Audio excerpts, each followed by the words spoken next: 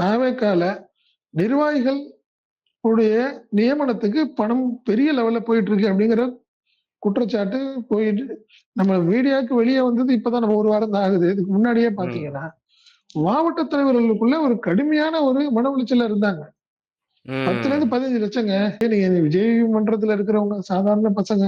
சுய சம்பாதத்துல வாழ்றவங்க அவங்க. அவங்களுக்கு போய் ஒரு 15 லட்சம் ரூபாய் அப்படிங்கிறது மிகப்பெரிய ம், ம், ம், பணம். ம்.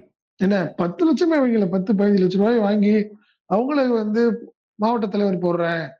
அவர வந்து ஒன்றிய ம். செயலாளரா போடுறேன், தலைவரா போடுறேன்னு சொல்லிட்டுலாம், நீங்க வசூல் பண்றதுங்கிறதெல்லாம் எந்த விதத்திலும் ஏத்துக்க முடியாது. பட் ம். இப்பதான் கொஞ்சம் கொஞ்சமா ஆடியோ வெளிய வருது.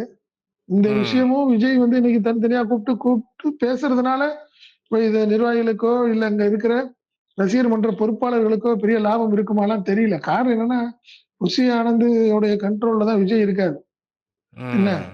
இப்ப அங்க தனியா உட்கார்ந்து யார்ட்ட பேசுவாரு அவரு? ம். புஷி ஆனந்த் அவர கூப்பிடுங்க, இவர கூப்பிடுங்கன்னு சொல்லிட்டு இருந்தவரு, அவர வெளிய அனுப்பிட்டு தனியா என்ன பேச போறாரு?